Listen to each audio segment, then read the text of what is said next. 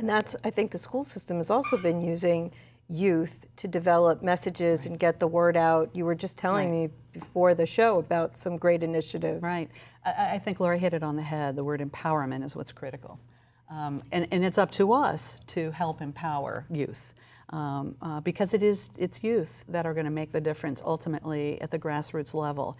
I think sometimes, and I think you mentioned it as well, these things, these issues of violence seem so big sometimes that how in the world can we make a change? And that if we take small pieces, different groups take small pieces of this pie, so to speak, and bite those pieces appropriately, and then work with those pieces appropriately, it's just so much more doable. We know that youth in our school are the majority, and putting them to work, empowering them, and giving them ownership of this process, I think, is what's going to be key. And we've been able to do that through the summit and through continued summits, I'm sure.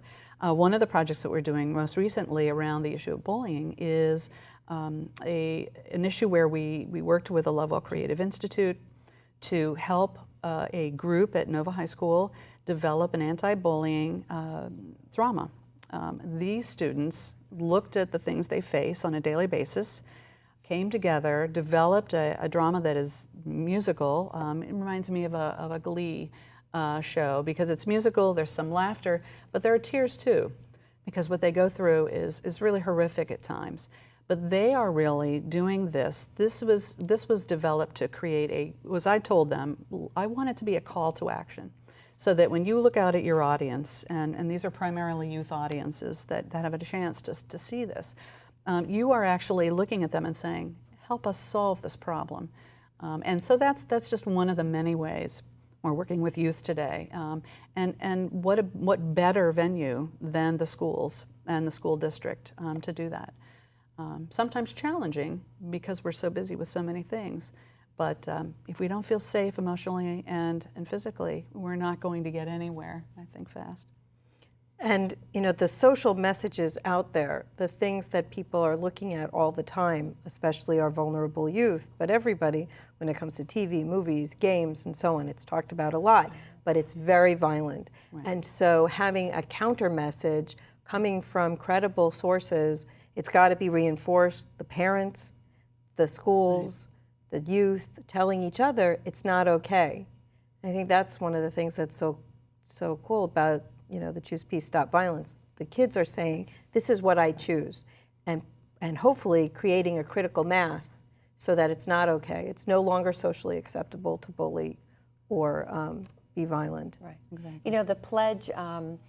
We did devise the pledge and it's on the website and so forth, but what we're really hoping is, as this moves along, is that the teachers and the organizers from the Boys and Girls Club and the YMCAs and those sorts of community organizations will take that pledge and say to their kids, what are you going to do to choose peace? How are you going to stop violence? And then have them take it home and ask their families to sign the pledge and engage the parents and the siblings and so forth, so that it's viral, and hopefully that will spread. Right. So, and we can do that with the social media once we get the communication person on. We can get that kind of message out on an ongoing basis. And so it can be viral. Yes, we need a good video to go viral. Yes. Wouldn't it be great if Broward County was known for going viral on something positive instead of... Yes. Well, then we have an opportunity. We have an opportunity to do that, I think, through this. I think we have so many opportunities right now. Great. Well, I think it's time to hear from Shahara Jagu with the Commission on Substance Abuse. She's going to be talking about early signs of youth behavioral issues and how parents and families can get involved to help provide solutions to prevent teen violence. My name is Shahara Jagu, and I work here at the United Way's Broward County Commission on Substance Abuse. I work in the area of training and development as it relates to youth and adult, and really giving them skills and knowledge about substance abuse prevention and how they can advocate that in the community. As a community, what I have seen working with youth is really trying to meet the youth where they're at and really bringing in their family, their parents, their guardians, and really giving them a lot of education and skills and to talk about what those issues may be. If it may be peer pressures, it could be issues that they're dabbling with drugs. It could be issues of, a lot of times what you see in different communities, there's a lot of gang activity. There are different backgrounds of information that we try to work with them and figure out what's going on with the youth and look at those root causes that they're facing and before we're able to really address them. Early signs, what we have seen is things like where youth are acting out in school, not going to school, so not really involved in academics or wanting to be a part of community, wide events, or, just really being involved at how youth really should be. They're a little bit more closed out. They don't feel like they're accepted. They don't feel loved, so those are some of the issues that we see. How we intervene to address the issues that we see a lot with young people is really try to, like I said, meet them where they're at and really try to understand where they're coming from. Not being more like, okay, this is what you should do, but more of what's going on with you. Why are you feeling the way that you feel? What kind of things are happening at home or in your surroundings that are making you not want to be a part of school, not want to be involved, or feel like you just don't care? And as we go through that process, we start to work with them in our Broward Youth Coalition meetings, where they start to come to meetings, they get more involved. They're a little apprehensive at first, but once they come to the meetings and they see there's other students like themselves around the table, they start to feel like, I'm not the only one. So that helps a lot. And then once they get the buy-in and they feel the game, they're, this is something I really like doing, I could be a part of this. It starts to change them as a person. We engage family with our youth, and we keep the communication open. It's a big part of, our youth come here, they show up for meetings at night, but we try to make sure that the parents are aware of what we're doing, how the program is working, because it's a voluntary program.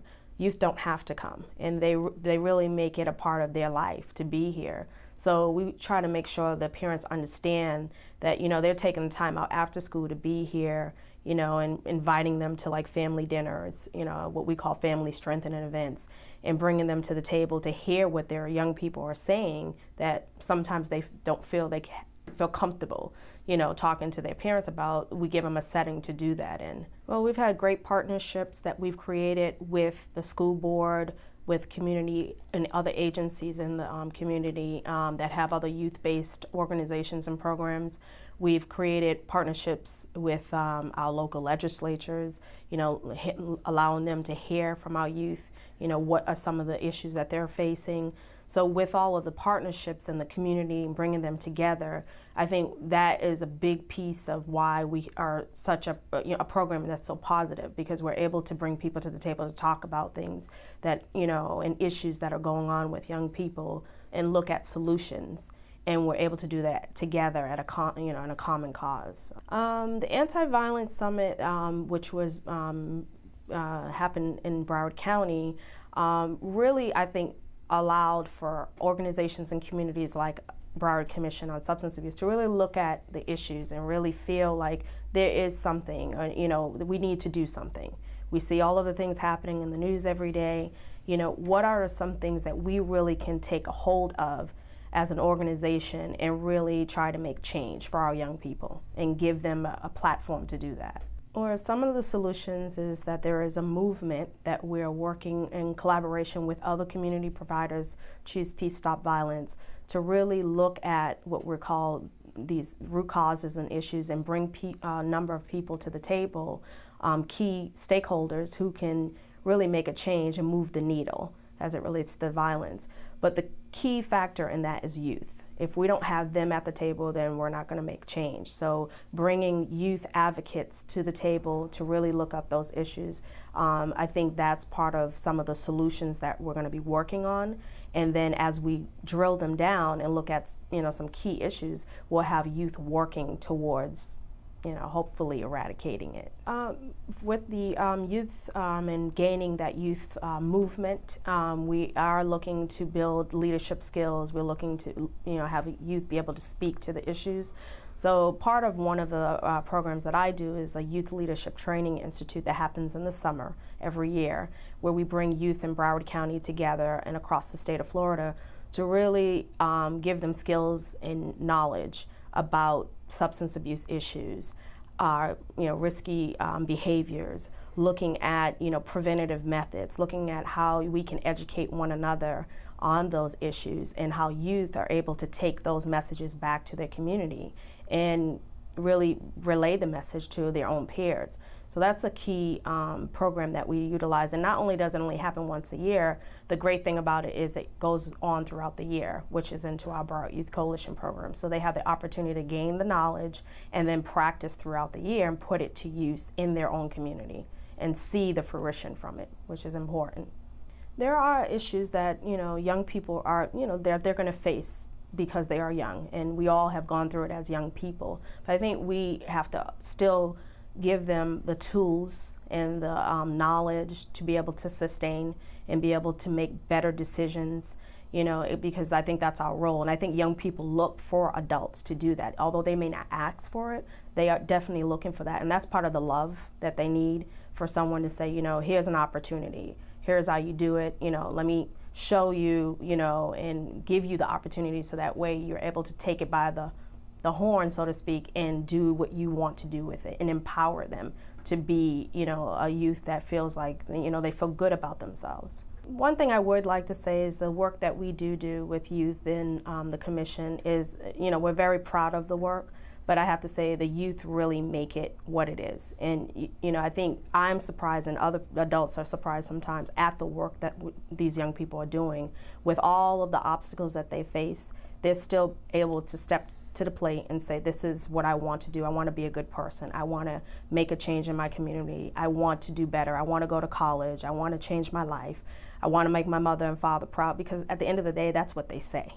So I think that's the most important thing, to see that happen in transition when you're working with them from the beginning, and for that to be the outcome. I think that's the most rewarding thing.